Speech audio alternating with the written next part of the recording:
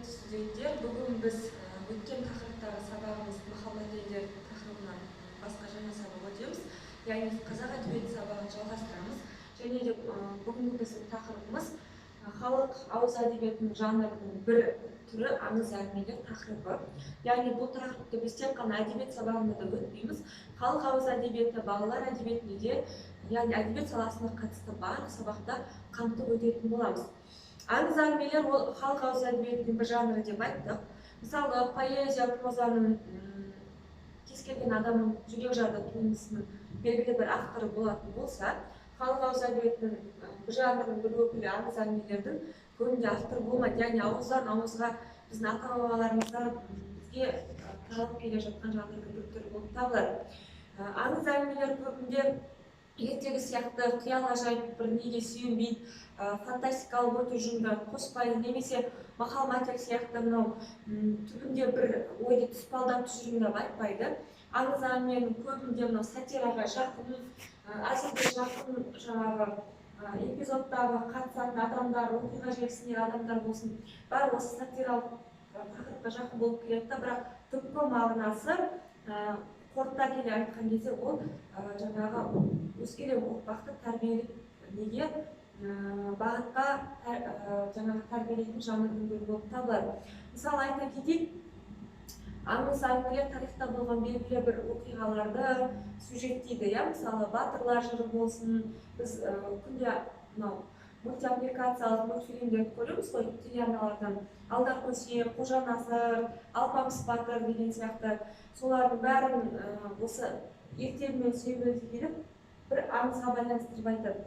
Мысалы Қорқыт Ата аңызы, Көкшетаудағы Бурабай Күлбес тауындағы жаңағы болған оқиға, мына Қазығұрт тауындағы Қазығұрттың басында кеме қалған, ол киелі болмаса неге қалған деп бекер айтпаған, яғни оның астарында белгілі бір аңызға сүйеніп айтып отырған.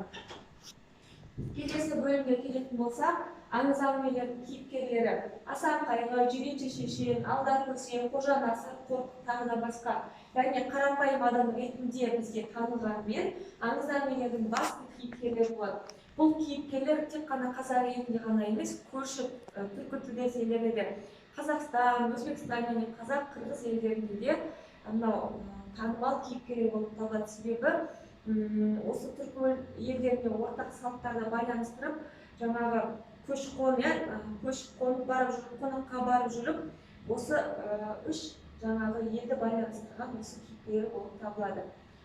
Аңыз әңгімелердің жаңа айтып өткенімізге ең танымалы мына жерде Алдар Көсе, мына өзіміздің күнде телевизордан көріп жүрген және Қожа Насыр, бұны өздеріңіз білесіздер. Мына жаңа айтып өткен мына жерде Қорқыт Ата, Қорқыт Ата туралы аңыз бар, білесіздер. Мына жерде аңыздың қазақ аңыздарын түрлері берілген, топоникалық аңыздар, махаббат хикаялар, батырлар туралы аңыздар және тарихи аңыздар болып бөлінеді.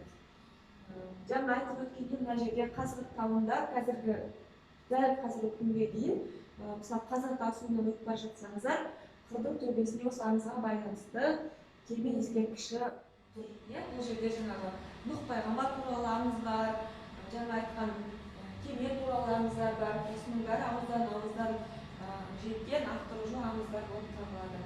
Мынау жаңа айтқан Көкшетаудағы Ұлы Жетпес батыр туралы аңыз қазіргі күнге дейін курорттық демалыс орны болып табылатын Ұлы Жетпес батыр туралы аңыз.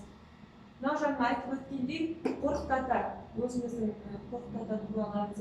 Қорқыт Атамыз жаңағы қоңыстанып отырған кезде жылан жаңағы содан қайтыс болады деген сияқты аңыздың өзінің тақырыптары бар. Яғни осымен аңыз әңгімеге байланысты тақырып түсінікті деп ойлаймын. Үйге тапсырма, ауыздан ауызға таралған қызықты аңыз әңгімелер санын жинақтап келу. Осымен сабағымыз аяқталды. Аман сау болыңыздар.